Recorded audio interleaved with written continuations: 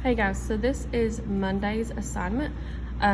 Last week we did conversions on Friday. So I think it was Friday. If you haven't done Friday's work or whatever day it was that was the time conversions first, those are the easiest, that ease you into the process of setting them up. And then you'll want to do the mole to atoms conversions. These work just the same as the moles to atoms, except instead of a conversion factor that says, like 1 hour equals 60 minutes, we're gonna use our molar mass as a conversion factor. We calculated molar mass last week.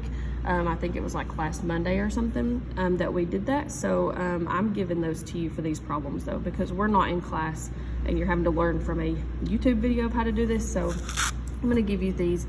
The important part is that you learn to set them up on this little fence thing that we've done. So we'll be doing longer ones later this week of like longer conversions using this exact same kind of problem with the grams and the moles and stuff. And these are ones that a lot of former students, I should say, like come to me like once they're in college and they're like, please help me set this up. I don't remember how to do it. So if you have to take any chemistry at all in college, which some of you may not, you'll have to do these. So it's worth the practice. We always end the semester with them. So your question here is going to be how you do number 1 through 5 on today's assignment. And then the next video will be, of course, how to do 6 through 10, because that's how I'd show you in class. So it says convert 25 grams of H2O to moles. So right here is the molar mass of the compound mentioned in the question that you will need. Your molar mass has a grams per 1 mole unit. I said that, I think, in Monday's video or whatever day it was. I don't think I made you write those, but they're here.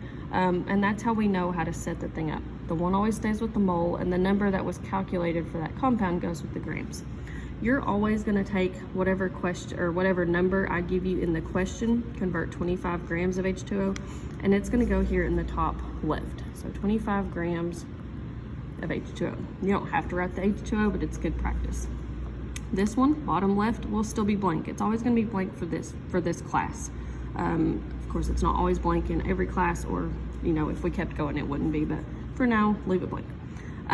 You're going to have to match up your units diagonally, just like we did last week. So the most important part is that you get the whatever unit is here, which is grams, down here on the bottom diagonal.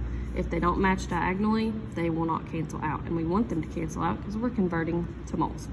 So have to be diagonal. So if I know that this is grams, and you can put the H2O, or you don't have to, it doesn't matter at this point.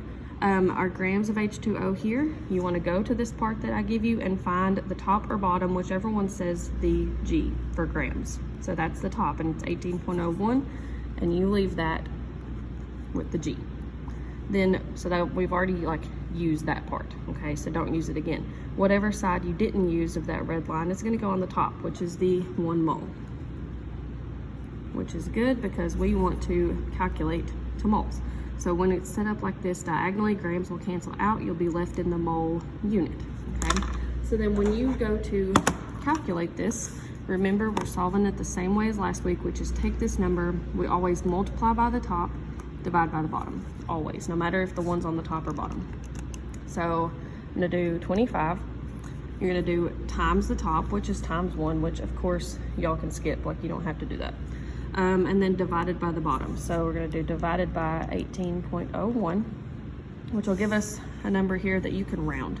1.38, you can put 1.4, whatever you want to put, okay? At least just don't put 1, put at least 1 decimal place. So that is our answer. And then you want to put a unit with it. Our grams cancels out. So then we're left with whatever unit is here on the top, which is moles. Okay, you don't have to put H2O. So 25 grams of H2O equals 1.4 moles of H2O. So this is how you do number 1 through 5.